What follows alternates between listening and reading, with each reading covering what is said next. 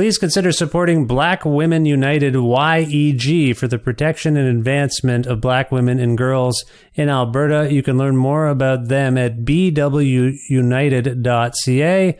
They are always looking for donations and volunteers. So please, again, support Black Women United YEG for the protection and advancement of black women and girls in Alberta. Again, that website is bwunited.ca. This is Dmitry Samarov from Chicago, Illinois, and I love listening to Vish Khanna's Creative Control because whether he's talking to a favorite musician or actor of mine or someone I've never heard of, it's as if he's introducing me to a new friend. And the way things are going, couldn't you use a new friend? Listen now. To make your flexible monthly donation to Creative Control, please visit patreon.com/creativecontrol today.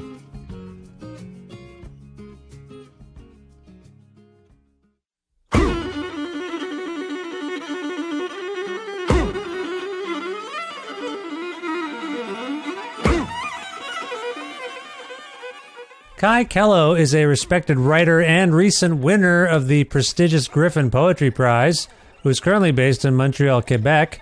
And Jason Sharp is a musician and composer, well regarded for his work in electronics and on bass saxophone, who is currently based on an island in British Columbia, though both once called Alberta, Canada, home.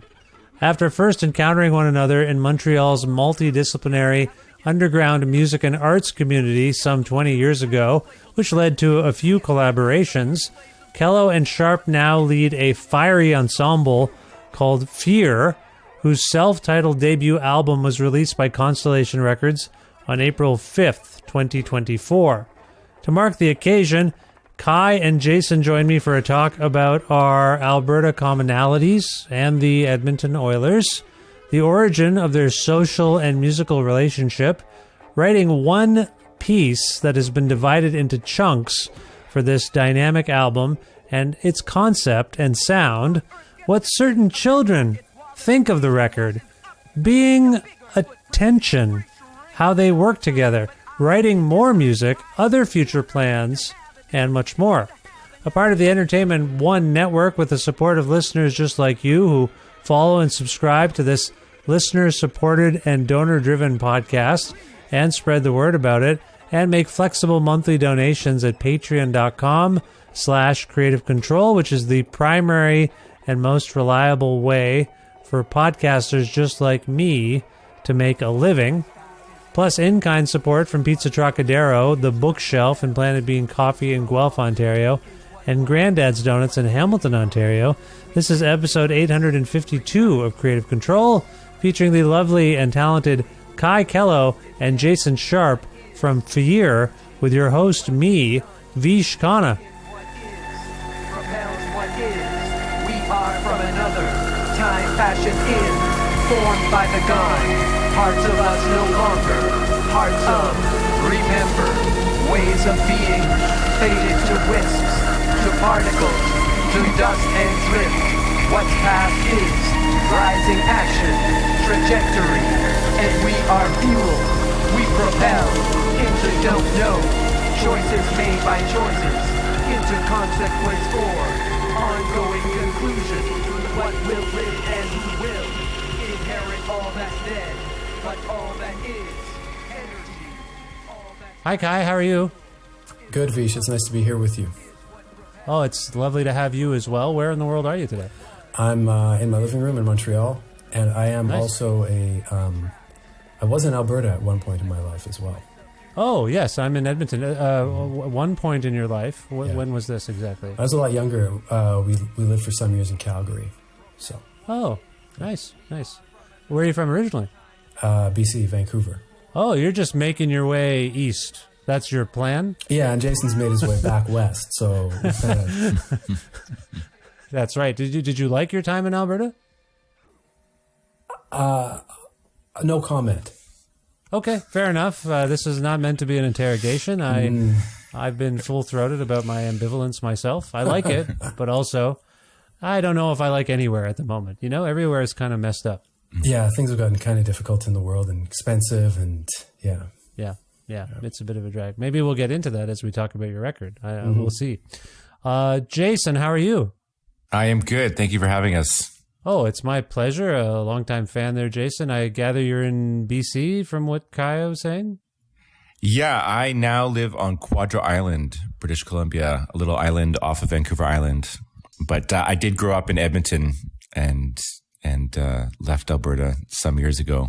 What the heck? I didn't realize that we had a three-way Alberta connection. Wow, you grew up in Edmonton. Yeah. Oh, okay. I grew up in Edmonton. Yeah, I left when I was 18 to Toronto, then Amsterdam, New York, Montreal, and now I'm back to British Columbia. Wow. Quadra Island. Nice. How did you like growing up in Edmonton, if I might ask? It was good, actually. I mean, I made lifelong friends, and I was involved in the Yardbird Suites, Little Bird's big band growing up, playing music and playing saxophone, and it shaped me in many ways, yeah. But I left when I was 18, and I haven't really been back since. But I too have no comment regarding Alberta, but I have a soft spot in my heart for Edmonton. Edmonton is lovely. Edmonton is a nice. I feel somewhat insulated from some of the political horseshit living in Edmonton, but at the same time, we're all impacted by the provincial government's actions and all that sort of stuff.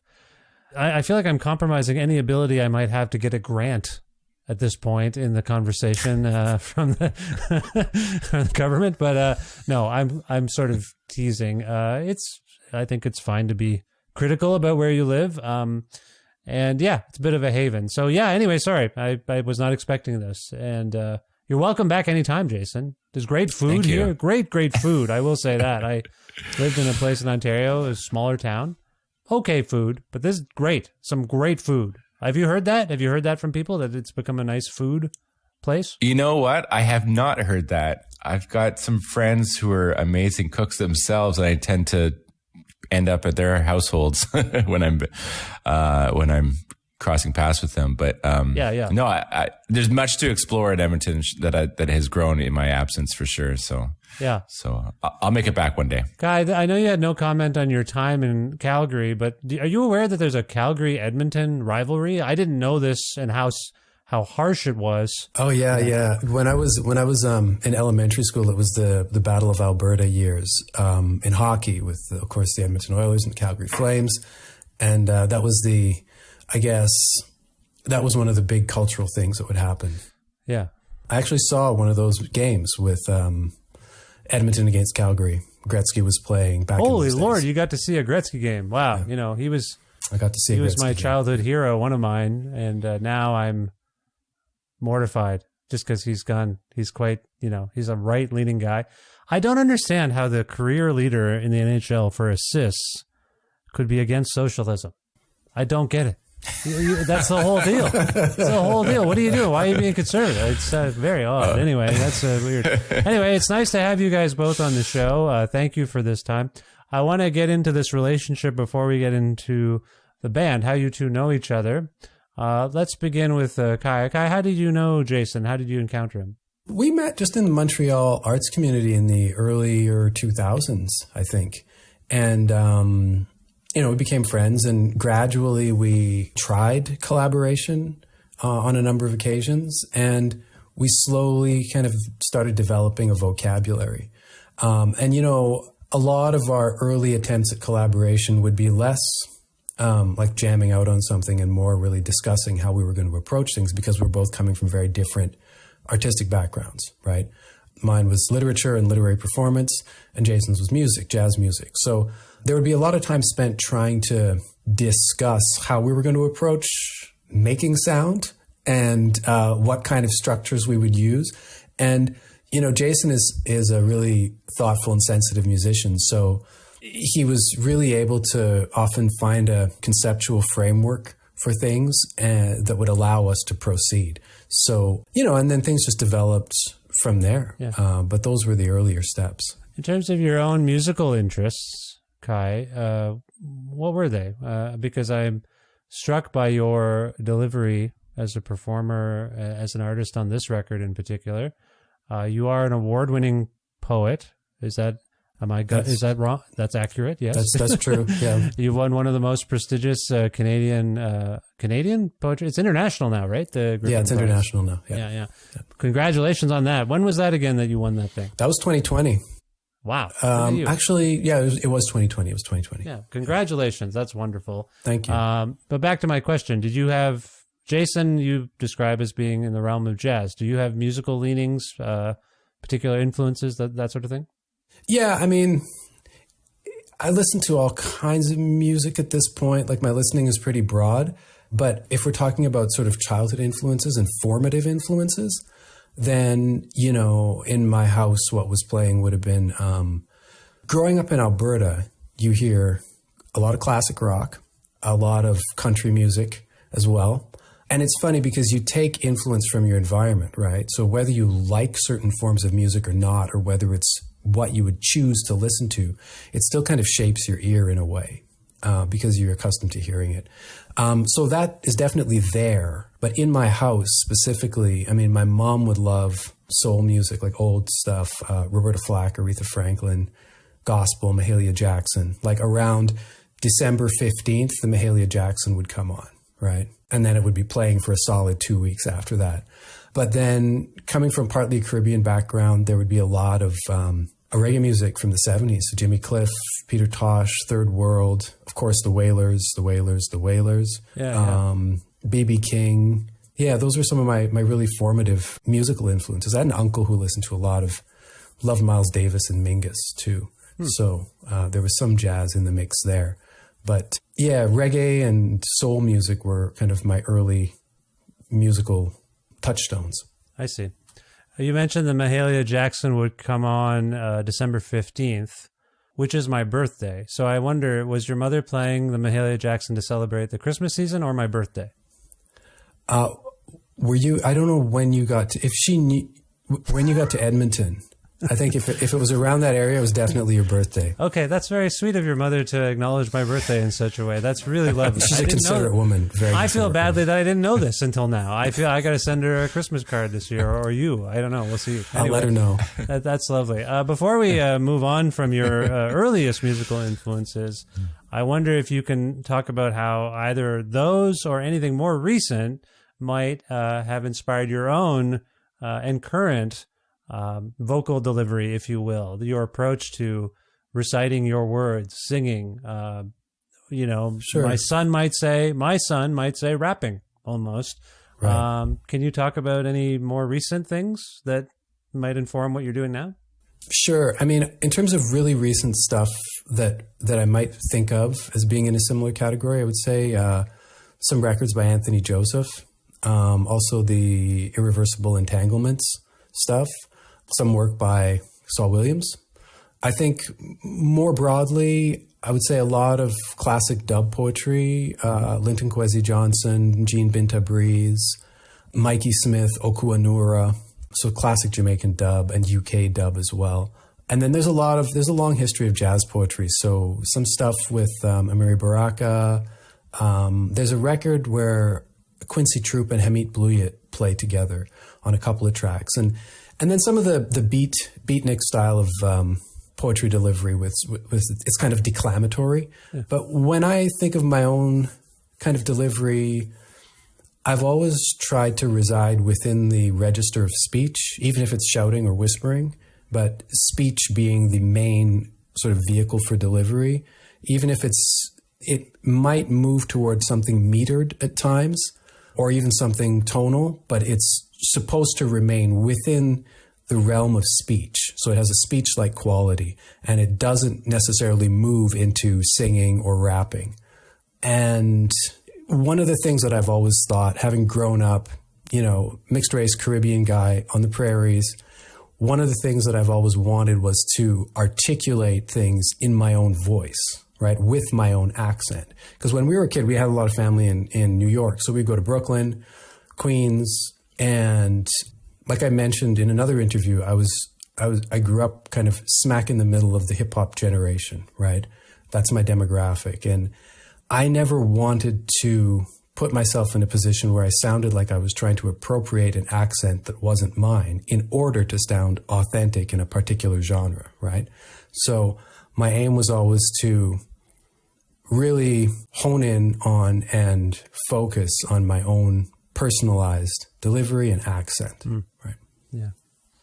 Well, it's interesting, as you're speaking, it occurs to me that even I maybe myopically think of poetry as a written medium. I don't necessarily consider the recitation part of it as much as, and I'm sure I'm not alone in this. I don't know if that's something you've contemplated, or even, I'm sure you have encountered this where people are like, oh, you're a poet, so you write, and don't really think about the second part of that, which is the recitation, the delivery, the performance. Is that a common misconception or a common neglect, I suppose, of your art form? No. I mean, there's long been a tension. I don't know if it's really the same as it was maybe 25 years ago between the poets of the page and poets of the stage. So poets who choose to perform and poets who prioritize writing. Right. I find myself, there can be two kinds. Yeah. There can be. I've known poets who compose exclusively in their heads for recitation, so they don't write anything down. But I'm kind of in the middle, so I do both. Okay. Right. Yeah. I see. Okay. I appreciate that. You know who does that? Jay-Z, apparently. Never writes anything down. Only he freestyle. He comes up with stuff and apparently never has written a lyric down. That's amazing. Yeah. Something. He's good. He's pretty good, that Jay-Z. I think he's going places. Jason, so similar kinds of questions. I don't know if what Kaie said checks out for you. How did you encounter him? Here's a question, maybe a way of reframing it. Had you heard of Kaie before you actually encountered him from, being active in your community? Can you speak to that? No, I had not heard of Kaie before encountering him. I encountered him on the stage, I believe. As Kaie mentioned, there was an arts collective by the name of Community, which was a platform where various different MCs and poets and would take the stage to a backing band that would improvise the music around their delivery. And I met Kaie within that organization, and I met that organization when I first landed in Montreal. And they were kind enough to give me a spot on the stage and sit in on baritone saxophone and come up with little horn stabs between verses, it was, but it was actually a really wonderful introduction to the city and a wonderful introduction to the diversity of art practices that exist there, certainly out of my normal scope. And on that platform, I met Kaie, and Kaie really stood out to me anyhow, because as he just mentioned, he wasn't delivering words in a normal rapping way or sung way. It was spoken, but without a typical meter of a spoken word delivery. And he was using phonetics in a rhythmical way that was very musical. And really, to me, could have been one of the musical elements of the ensemble of the band. And so that's what struck me right away without even getting into the content of what he was saying. It was just literally the phonetic musical building blocks of which he was constructing his delivery. And so crossing paths there, I did reach out to Kaie and said that we should try to work together in some capacity. And from there, like Kaie mentioned, we developed a language and started developing pieces that had content around it, and it gave me an opportunity to frame the content, but also incorporate his way of delivery as a equal musical partner and things. And so over the many years, we've developed different pieces and staged those pieces and for different contexts. But essentially, we began to develop a unique vocabulary together that evolved over years. If I recall correctly, Kaie suggested this community thing that you describe occurred in the early 2000s. Did I get that right? That would have been about right. Yeah. I guess I came to Montreal 20 years ago or so, or my gosh. So, I was just, I first landed in Montreal to finish my music degree from University of Toronto. I was lacking some electives. So I enrolled in McGill and, oddly did a very brief minor in South African history, which is strange. coming from Edmonton, Alberta. I don't know what the historical studies I found really interesting, and a departure from my intense musical studies at University of Toronto. And so, how did you land on South African history studies?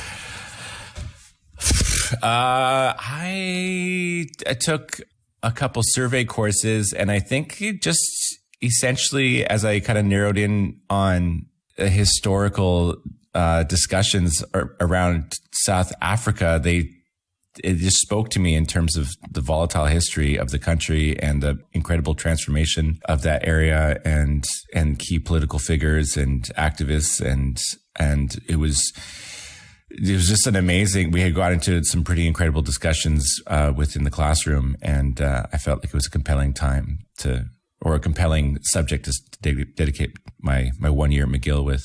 Yeah, no, but that was a very long time ago. Like I've never visited South Africa, and yeah, as I said, it could be really refreshing just to take a left step out of what you've been focusing on and dive into something else. No, that's fascinating. That's fascinating to hear. Okay, so you first were drawn to the way Kaie phrased things, the rhythmic aspect of what he was reciting. You alluded to the fact that actually initially was your the lure rather, more than the content. When you began to dial into the content, how would you characterize what you were hearing? How would you characterize Kaie's voice at that point when that started to register? Oh, he's actually saying things that are quite compelling. And I hope that will lead us into what's going on in this album, because from what I gather, you would collaborate primarily live, kind of in fits and starts, like, sporadically, I suppose is a better way of putting it. Is that right, first of all? Do I have that right? Yeah, I mean, we rarely, as Kaie had said, got together in a completely improvisational kind of way. And because Kaie's words were constructed in such a way, often stemming from like the written page, it wasn't a situation where we would, as he said, jam. So basically we would get together and with the intent on rehearsing or putting something together, and essentially just go for coffee and talk in great detail. And in those discussions, talk about how to frame a musical evolution and an interplay to create a narrative to emphasize and strengthen the content that we were exploring. And that's how like very constructed pieces would evolve over time. But the nature of the content of each of those individual pieces would change from performance opportunity to performance opportunity. Performance opportunities. Right. Okay. Yeah. Had you been in a studio together before this project? Yeah. We did a little commission thing for Concordia University called Small Stones, where it was a very compressed studio experience where Kaie brought in the words and Kaie brought in a sense of how he wanted to deliver those words. And I very much on the spot used the studio environment as the musical instrument, essentially. And so we did a lot of quick decisions in multi-tracking and creating structures, and basically, applied the way that we work into a studio environment over a 2-day period. And it was funny because the people that was at Break Glass Studio and the people that were working there, I think were kind of amazed at how quickly Kaie and I worked together. And I was reminded, we hadn't really done a lot of documentation of our work together. Yeah, it all was, around different festivals and different invites and performance opportunities, as you said. And when you get into the studio environment and you create that document, it was a nice kind of reflection of our efficiency in collaboration. Right. Kaie, when musicians get together, any one instrumentalist can sort of initiate what ends up being a piece, a song. And I'm just listening to Jason describe your vocal approach and the rhythmic quality to it. Beyond your voice, are you skilled in any particular musical instrument? Do you have any kind of musical background? Yeah, I mean, I've played, growing up, I played the violin and trumpet. And, I was reading music, and I didn't really enjoy playing either instrument. because I didn't hear either one reflected on an Aerosmith record or an AC/DC record at 11. So, and I would say that since those early kind of formative years, much of my musical discipline has just come from exposure and experience in the moment, right? So I'm not a schooled or trained musician in the way that Jason is. And there's certain musical things that I don't perceive. So I'm very grateful for Jason's musical solidity, his good timekeeping and his pitch. You're coming in with, Jason describes you coming in with written down words and ideas. Are you improvising a lot in these jam sessions and what became this record? Is there a lot of improvisation?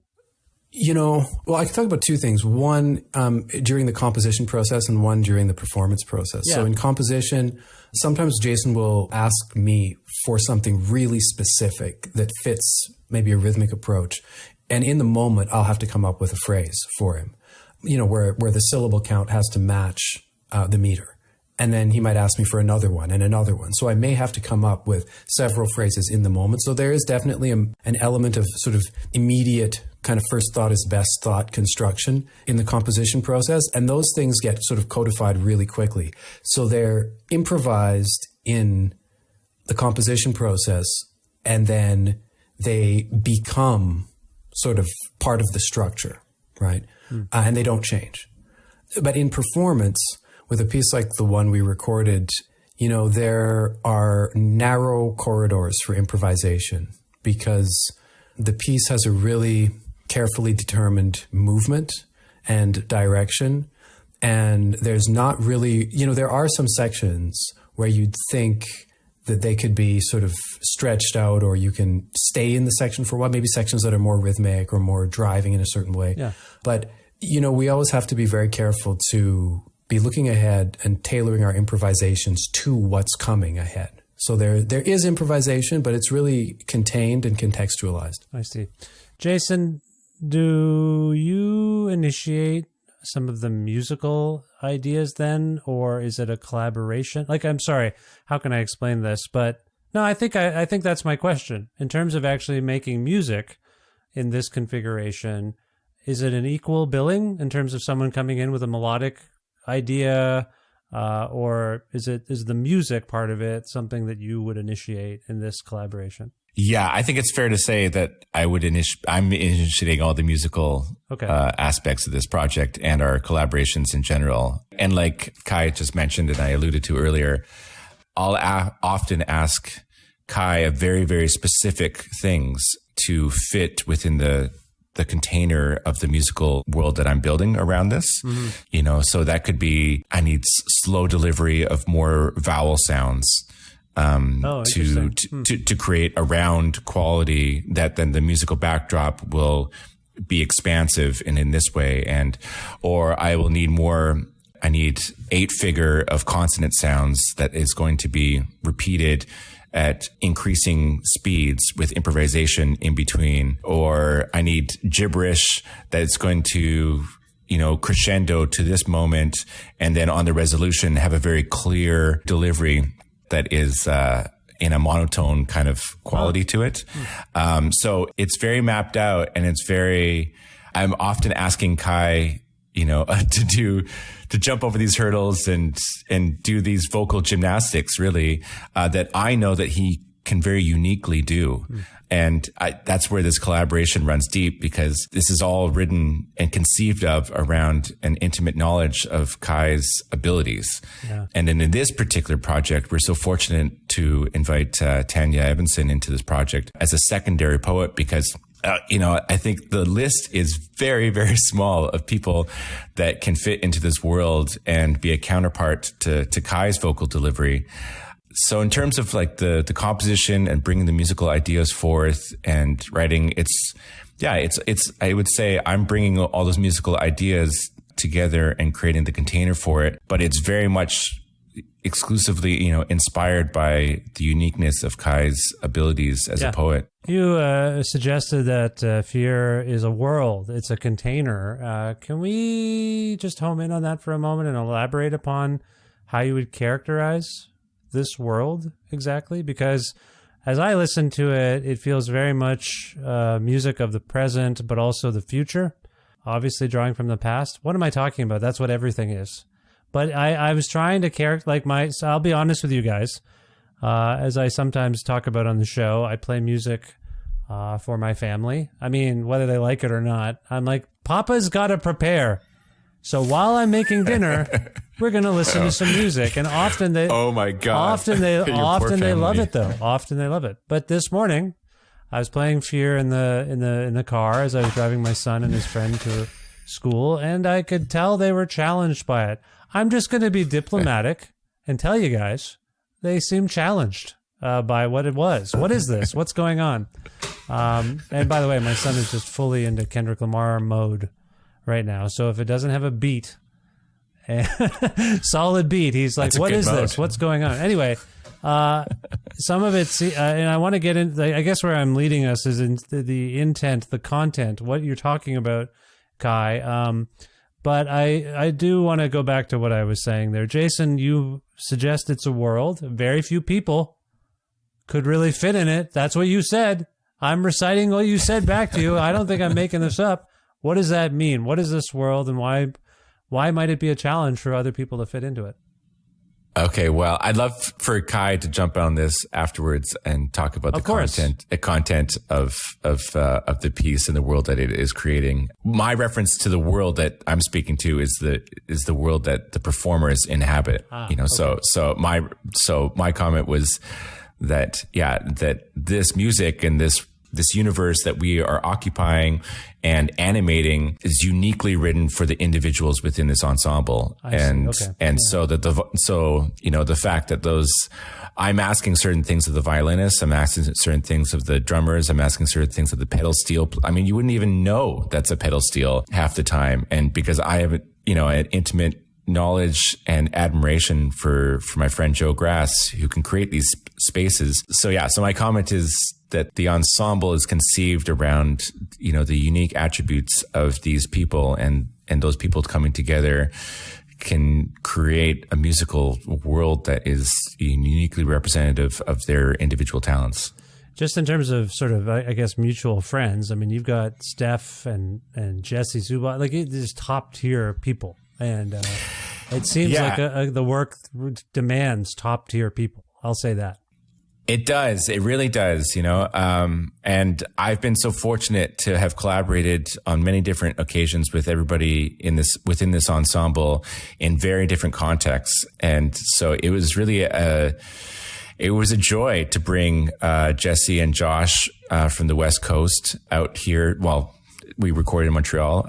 And Steph and Tommy as those two drummers, and and Joe and Kai and Tanya, and then Kevin Lowe, who you might not be aware of, who did the all the artwork, but he's also a visual performer of the typography in the live performances within the ensemble. So it's kind of an amazing opportunity to be able to bring these dear collaborators together for this unique representation of this work. Yeah.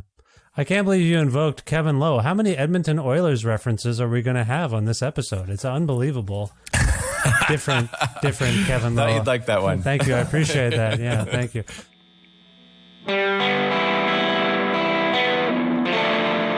I interrupt this episode of my own show for a brief thank you for hearing my call to support me and my work on Patreon. We have seen a lot of growth in Patreon support over the last little while, which is amazing, because that's my primary source of income these days. And I love doing this job that I invented for myself a whole lot. Creative Control is a listener-supported podcast. Do podcasters receive any streaming royalties from podcast platforms? No, not any. Does podcast advertising pay the bills? Not for a show at this scale, no. Do all podcasters get paid by companies for their work like some celebrities do? No, most of us do not. We do this work to support our communities and because we love it. So what's the most reliable source of income for podcasters like me? Crowdfunding platforms like Patreon. So if you love Creative Control with Vish Khanna and want to see it continue, please see the notes in this episode. Click on the link that takes you to my Patreon and its different donation tiers with various incentives and benefits. and support me and my work today. Thank you again so much.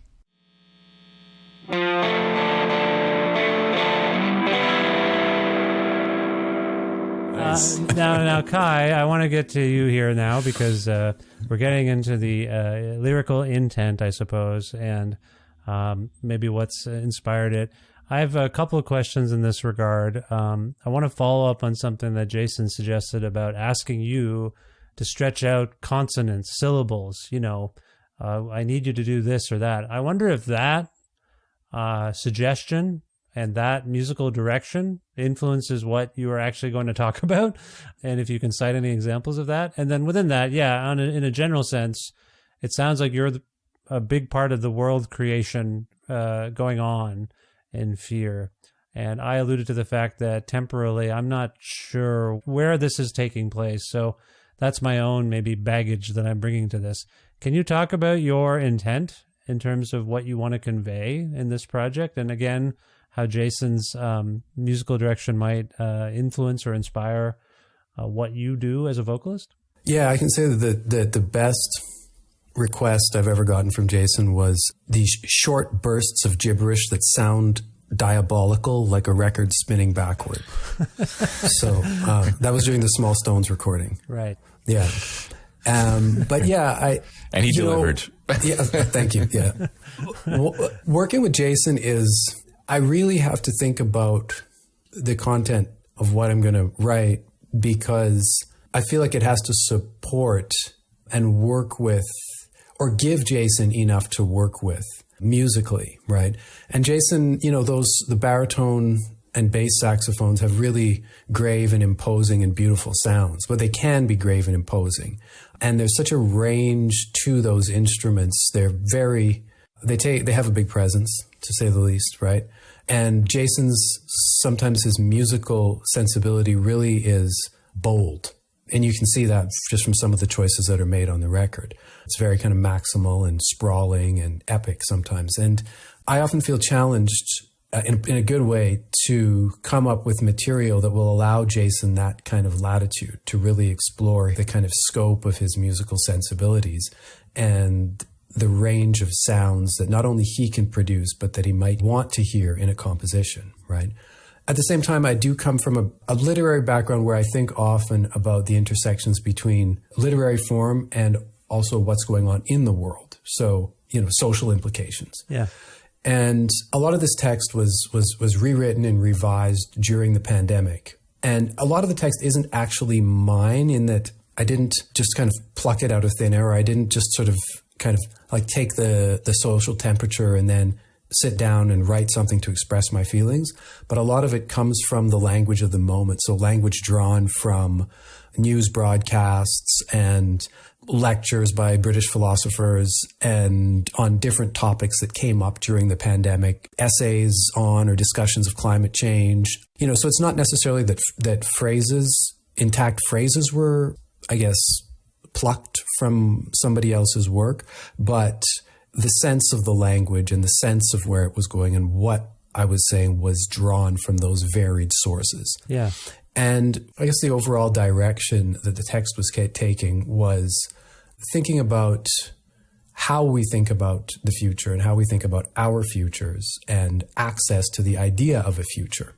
And what does that look like given the challenges of climate change and pandemic and inflation and things like that?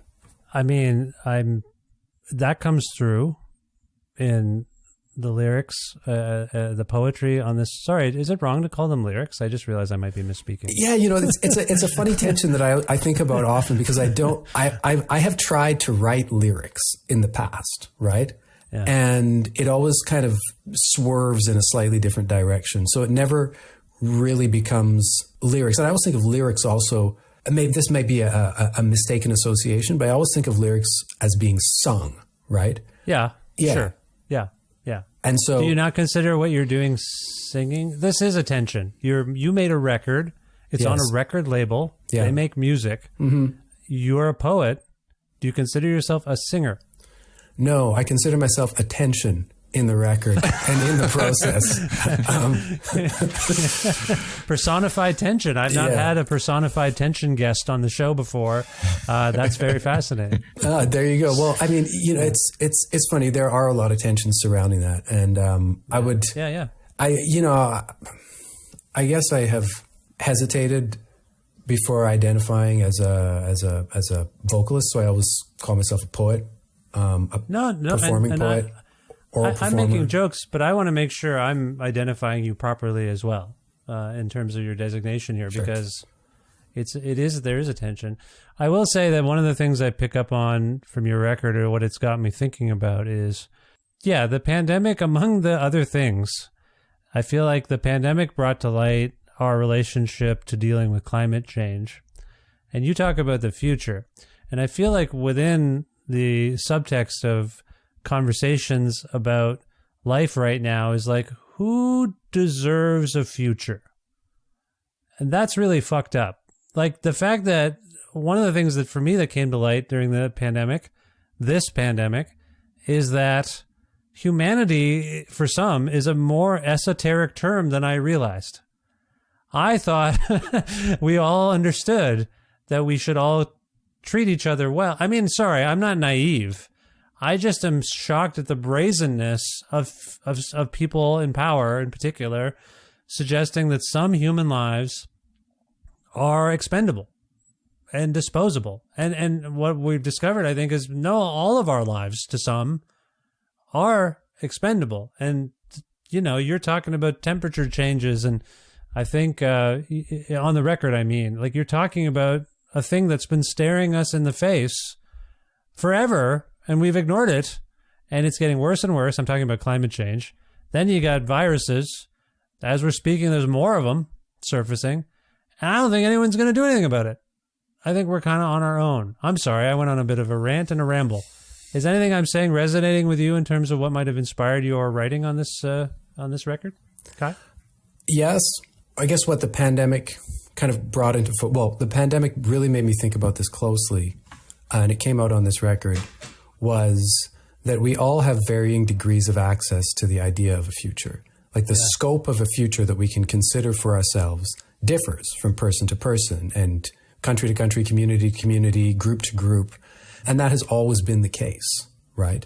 Some people's idea of the future they may have access to is a lot more truncated and limited than other people's idea, right? But I think that during that pandemic moment, that sense of limitation hovered a lot more clearly in a lot of our sight lines, right? And it brought along with it a sense of uncertainty and a sense of dread and a sense of tension that I think unfamiliar to a lot of people. And, you know, I think that that's kind of where the writing worked well with Jason's compositional and musical sensibilities, because we have used the word tension here. And that is a word that Jason repeats when he's thinking and talking about music, that in certain sections we want to maintain certain kinds of tension and we don't want it to dissipate. And when he's guiding or conducting the ensemble live on stage, I think that's also a central focus of his, is, you know, maintaining and holding tension in certain moments. Yeah. Jason, I want to ask you, I started to ask you this a while ago and then I lost my train of thought. I apologize. But in terms of what Kai maybe tends to write about and recite, does that influence you compositionally? Because I will say, and I hope this isn't the wrong term to use, I find that the record is quite theatrical in some ways. And that gives it attention as well. Attention is the word of the day. If this was Pee-wee's Playhouse, we'd all be screaming. Can you talk a little bit about what your perspective is on what Kai tends to write about and how, in your collaboration, it may have influenced you compositionally as a musician? Well, I think Kai tends to write about all sorts of things. Yeah. If you read his books, they're entirely different veins in exploring different thematic material altogether. I've been really fortunate in those conversations that we've had that Kai has taken the time to write things uniquely for our collaborations. And I do think that Kaie's material that he tends to write in our collaborations is probably inspired, as he said, by my musical sensibilities that I'm trying to, to bring to the stage and to the project itself. So I think that in terms of what he's writing and how it's influencing me and my decisions, it's kind of a feedback loop in that, I see. He's creating these pieces specifically for this type of collaboration. But I do encourage listeners to explore Kaie's written work and the many different avenues that he explores through the pages as well. But yeah. I think I'm in such a fortunate position to have a collaborator such as Kaie that I can ask a Griffin Poetry Prize winner to write pieces to help me, explore my musical ideas. And that's such as I said, like, it's a fortunate place to be able to turn to him and say, I need something that creates this musical shape. And then I in turn, I get back this material with this amazing content. Yeah. That I never really bring ideas of specifically what the content should be. I'm asking him to fulfill a musical role. Yeah. But Kaie is absolutely free to write on what he wants to write about. And then as I learn about what he's writing, then that gives me direction for what kind of music will come next and how that will develop. And then he writes more material around the way that the music is being advanced. And then we get into that creative feedback loop where we've created a new piece. So it's two parts in that way. I invoked theatricality somewhat gingerly. What's your relationship with that term? Do you feel like this music and this album in particular has that sort of bent? I mean, that term makes me cringe a little bit. No, I know. I brought it up. If I want to be entirely honest, I try to say it carefully, but it can connote different things to different people. You know what, Kaie? Do you know where I'm coming from with that at all in terms of the performative aspect of the performance aspect of what you're doing? I would say that there are moments where I can detect almost something that would come out of a movie soundtrack, right? That's what I'm saying. In the music. Yeah, that's right? what I'm getting at. So I would say cinematic. No, I'm going with theatrical. I don't think cinematic does it. I feel like we can have a debate about this. Like, I agree. Like, I do fundamentally agree. There's a cinematic quality to this. But I would say theatrical because to me it doesn't mean, hey, we're doing a play. It means... Vish, I have to clarify. My cringiness comes from I have such a strong distaste for musical theater. I don't know what it is, but the over pronunciation of things and the over animation of things. Yes, it terrifies me. I'm the same. I'm absolutely the same. I don't mean it in a disparaging sense. I just mean theatricality to me means that something's happening and then something else is happening all of a sudden as well. Like it's a little jarring. I'm using the wrong terms here, but like it is a compelling ride. It's not just one thing. All of a sudden something's happening. And you're like, whoa, I didn't want to use melodramatic or dramatic. I don't think that's right either. But there's something to the pacing and the arrangements and the structure here that makes me, the first time I heard this record, I was like, whoa, what the hell is going on? And that's what I sorry, maybe it's just the wrong term to use, theatrical, but... No, let me expand on it. I mean, I think that for one, in terms of the pacing and to speak to a theatrical aspect of things, this album was written as one piece. Yeah. It was broken up into 7 parts in order to create access points for a listener. Mm-hmm. But it was developed for the stage as one single piece to be listened to from beginning to end without interruption. Yeah. And each of those sections. I think though what you're saying is it was developed for the stage. It was written initially as a performance. That's what I'm saying. Right. I think we're all saying the same stuff. And it was, and so in that sense, you're right, Vish and Jason. Yeah. I mean, the early articulations of it were strictly for performance. Yeah. So when we took this into the recording studio, we had to adapt it to being purely an audio experience. There you go. Thank you. Sorry to interrupt. No. That's exactly what I was trying to clumsily get to. Yeah. Yeah, for sure. We're on the same page for sure. Because I think we're on the same stage, frankly. If I may. The page is made to the stage.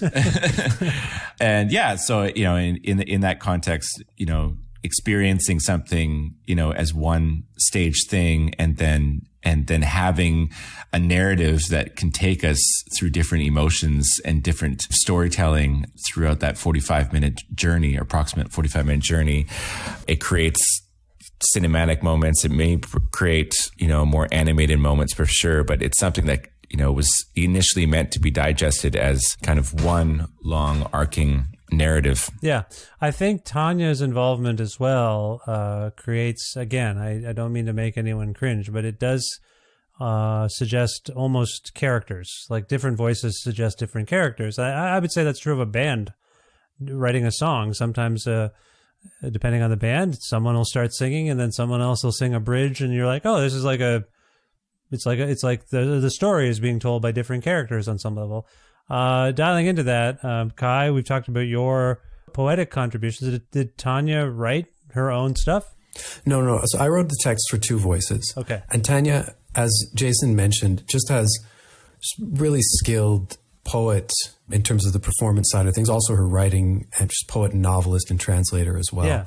But her vocal delivery is fantastic. She's amazing to work with, and she can sound fantastic at really high volumes and intensities as well. Mm-hmm. And she's also very open to a kind of collaboration where the direction is coming from elsewhere, right? Often in the poetry world, the poet is the only voice speaking, and is speaking all the time, and is always the lead. And so to work in this context, it really requires a different frame of thought to approach it, right? Because you do have to receive direction, but also you have to not always be in the foreground. So there are a lot of moments where the vocals kind of fade into a supporting role, right? Yeah. And working with Tanya is interesting because you're forced to write for two voices.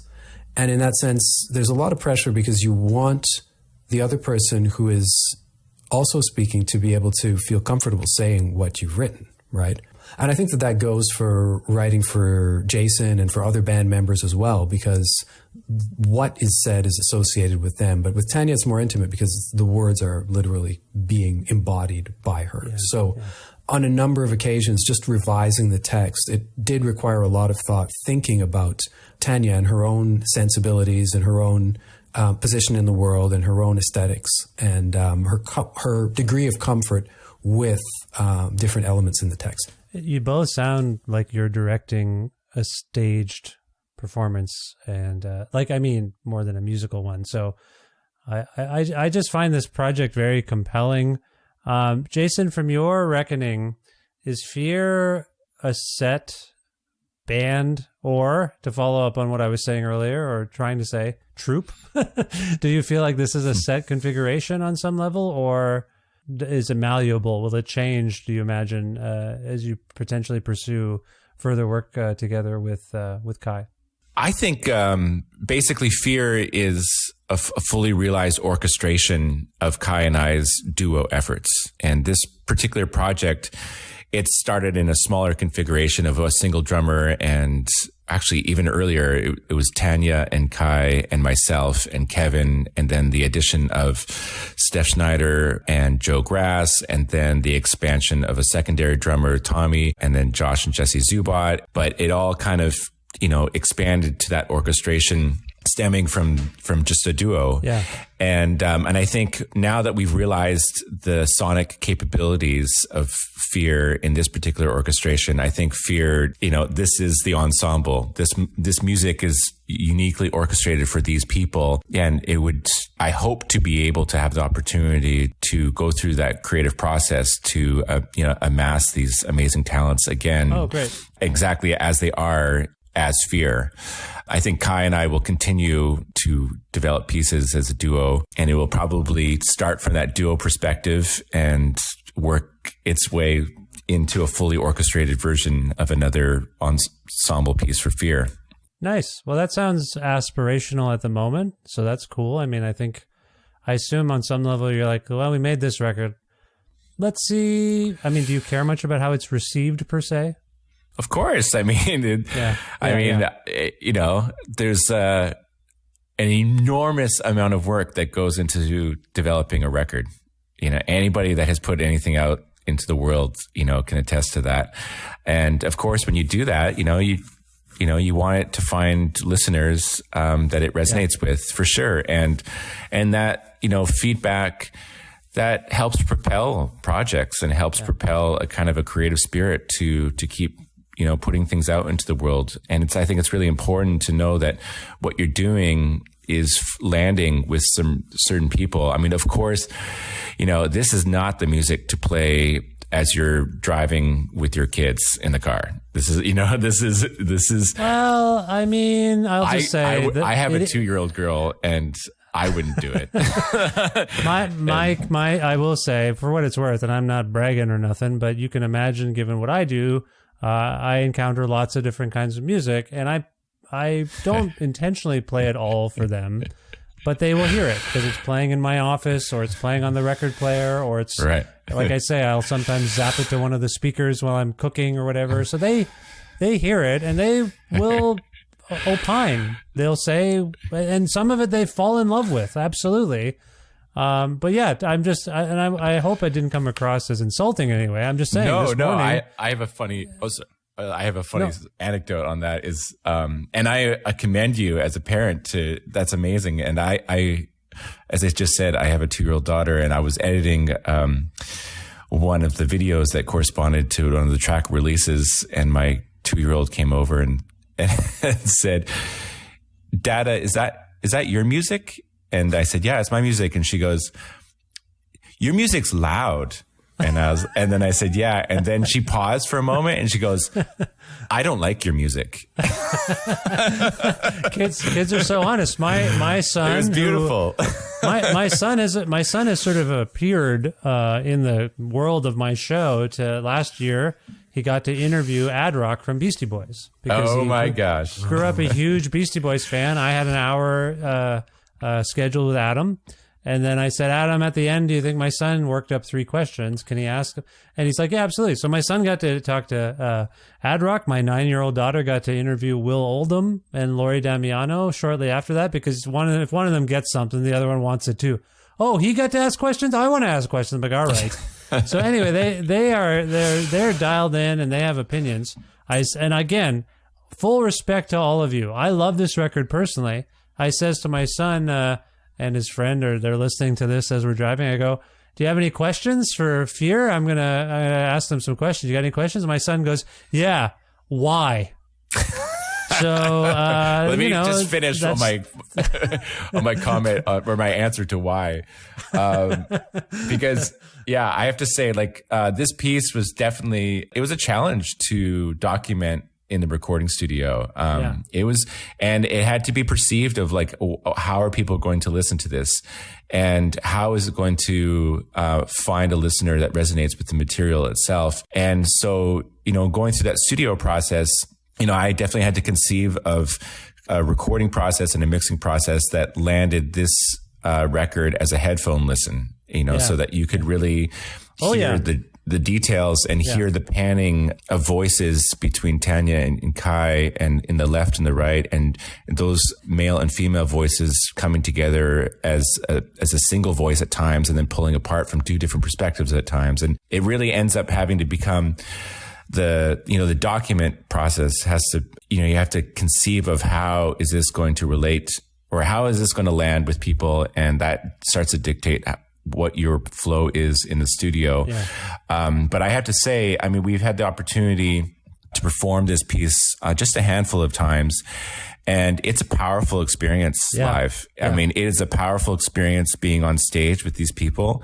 It's a powerful experience holding those tensions that we were talking about earlier, and riding that and knowing when to release it and to move forward into the composition to create the release of that particular moment, and sitting inside the narrative that we've already constructed, and knowing that it can change in each version of its animation. I think as a performer, it has resonated with me immensely. It's a joy to be on stage with these people, and it definitely has communicated and landed with the people in its audience. So I'm excited that the record is coming out, and it's going to give us further opportunities to stage this as well, because that's where it really comes together for me. It's really interesting you say all this, for me anyway, because earlier last night in the evening, as we were making dinner, my wife and I had your music playing, and I actually said I would love to see this. I can't imagine how this would be incredibly powerful to see live. And then towards the end of the night, I was going to bed, and I had my AirPods in for the exact reason you suggest. I'm like, you know what? I feel like I have to listen to this with headphones. So that I'm not doing other things and I can just concentrate. And my wife said, "You're going to listen to that record before going to bed? Good luck."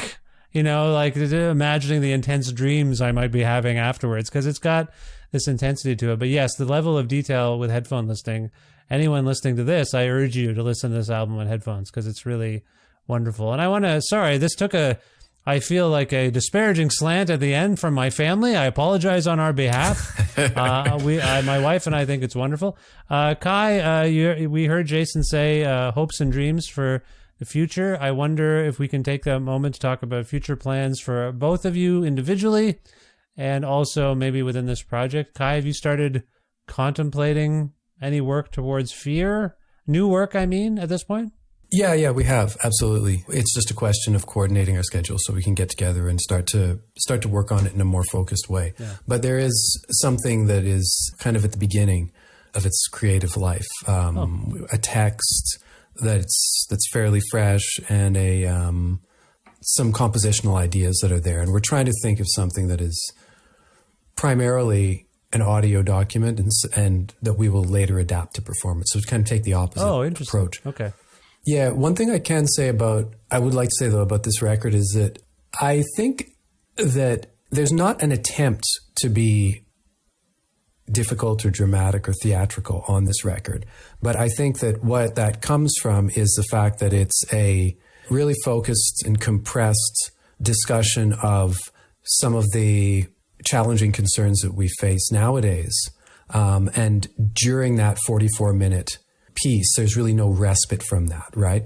There are moments where the vocals kind of take a back seat and the music becomes a little bit more soothing.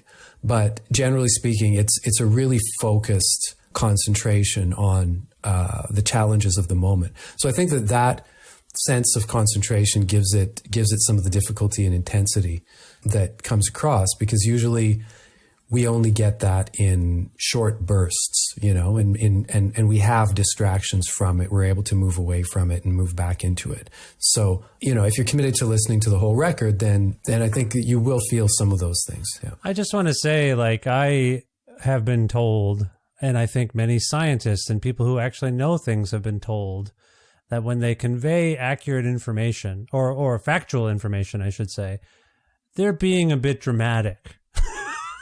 You know, this is why we haven't acted on anything as a people, because for all the expertise or truth telling, someone comes along to undercut it by being like, you're just being either a bummer or a drama queen. And that's a really weird way of undercutting the truth.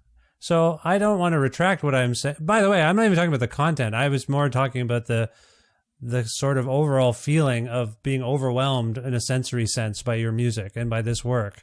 And I don't even mean dramatic or theatrical in a negative way. I just mean it gets to me the way the best cinema does, the way the best theater does, the way the best music does.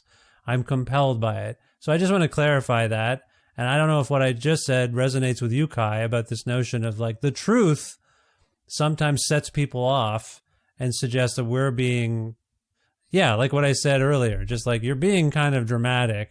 Really? You're the ones setting up blockades about a carbon tax. You're the ones, you know, starting these protests about whatever, vaccines or whatever. You know, I think maybe you're projecting a little bit. Wow, I don't even know who I'm talking to right now. I'm projecting myself. But anyway, Kaie, does anything I'm saying kind of resonate?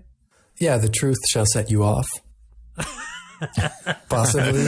But yeah, you know, that also brings up something. You'd asked me about my own projects for the future. One of the things that I've been working on is some writing that again goes back to and revisits that 2020 moment, because I did a lot of writing during that pandemic period. And the aim there is similar to the aim on this record, which is to, although the subject matter is slightly different, the aim is really to access how that moment felt. And not necessarily to talk about it, because I think there's a distinction to be made between writing about something and making the writing be the thing. Yes. And so there's an attempt to make the writing really be how we were thinking and feeling in certain places at certain moments during that period. Yeah, that's cool. Kaie, if people want to learn more about you and your own work on the internet, where would you like to direct them? They can go to kaie.ca. Oh, that's it. You got kaie.ca. You didn't even put your last name in there. I got kaie.ca. Yeah. Wow. Good for you. Congratulations on that. Everything's going well for Kaie. I don't know how you got that. That's amazing. All right. Thank you for that. Oh, and any social media? You on anything like that? Instagram and Twitter. Okay. X. Yeah. No, we don't. Kaie, no one calls it X. We're calling it Twitter. No, nobody calls it X. Jason, similar questions about your own works, and then similarly, I'm hoping you can direct people to where they can learn more about you and FYEAR Beyond Constellation Records. By the way, I'll hyperlink in the show notes. People can click on those things, but just so I know where to direct them, Jason, can you tell us about future plans and where people can learn more about them? Well, I'm in a life transition right now. I moved to Quadra Island. Let's say we started this interview. It's a remote little island, and I've been building a studio here. And I'm just basically just getting up and running with my studio. So in terms of my musical output, I'm working on an electronic record, an exclusive electronic record of sorts. And I'm producing a record by Jennifer Thiessen and Ida Toninato, viola player and baritone saxophonist. And that, I don't know when that's going to come out, but I am super happy with how that project is coming together, and thrilled for the world to hear that music. Oh, nice. And and then as Kaie mentioned, I'm trying to get Kaie to come out here, and so we can get the ball rolling on this next FYEAR journey, because we've got some seeds already planted, and we'll, looking forward to starting a creative process, which is kind of reverse engineering the process that we just went through, in that we're going to create something within the studio environment and then move it towards the stage after the fact. So I'm excited about kind of building those detailed sounds as a recorded element right from the outset, and seeing where that can take the composition, as opposed to being within the confinement of it having to be on stage at first. Mm-hmm. So that's kind of a long ways out there. But in general, in terms of how people can follow what I'm up to, I'm at jasonsharp.ca. Okay. And Instagram is jasonsharpmusic. Okay, perfect. I appreciate that. Now, if there's a piece from FYEAR, from this, self-titled record, if there's a piece that we can go out on, I wonder if we can settle on one together, and then depending on which track it is, maybe we can get a little context about it. I don't mean to cause any kind of debate. I'm going to ask one of you to pick the thing, and then the other to dispute the choice, potentially. So I'm going to go with Kaie to pick the piece, and then Jason can be like, what are you talking about? No way in hell. Or, yes, great idea. Kaie, can you pick a piece from this record for us to hear right now? Sure. Part 2, Mercury Looms. Okay. Why did that come to mind? Oh, it's sonically really dense toward the end. It increases in tempo, and it drives forward. Okay. This sounds like an ad for a car. But no, I'm just kidding. Just teasing. Jason, do you agree with this choice and its characterization? No, I do not. That's a horrible choice, Kaie. No, that's a great choice. It does actually span quite a few different aspects of the ensemble's capabilities. I believe it starts with just myself and Joe Grass on pedal steel, with a very like identifiable, soft-spoken delivery from Tanya and Kaie. And then as we move into a tempo, that tempo is established by a certain amount of syllables in the phrase "Mercury looms in the weather, water freezes in midsummer." And then there's improvisation in between each of those landing points. And within those improvisations, we accelerate as an ensemble and we land back on these repeated words at a faster and faster tempo. And the arc of that piece creates a real sense of urgency, which I think is characteristic of the work itself and the ensemble. So good choice, Kaie. Right on. I find these pieces really compelling, and lines like that one, "Water freezes midsummer," to be honestly a little haunting. Again, that says probably more about me than maybe someone else. I just want to say I really appreciate your work, and I appreciate this project, if you will, this band. I don't even know what to call it. That's how uncategorizable it is for me. But anyway, it's wonderful. It's called, the album is called FYEAR, self-titled. And this is part 2, Mercury Looms. Jason, Kaie, I just want to thank you so much for this time and for providing insight into your work together. I hope it was enjoyable in some manner for each of you. And I wish you the best of luck in the future. And thanks again. Thank you. Yeah, thank you, Vish.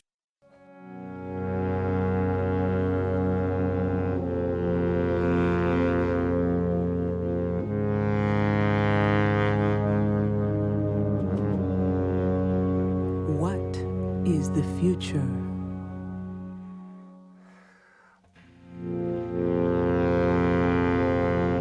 A cycle of want, ache, strive. A natural continuity.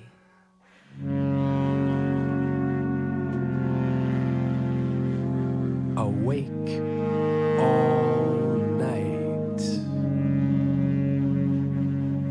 The future will blink.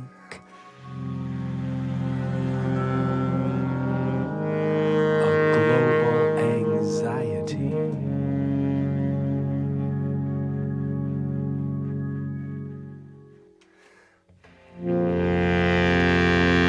Unleashed by a single word. Do we ignite?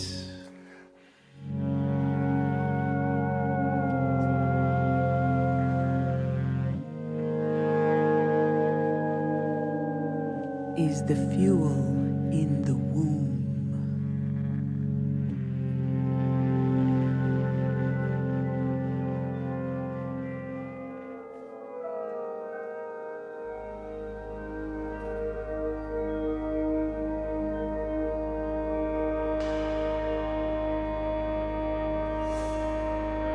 Mercury looms in the weather.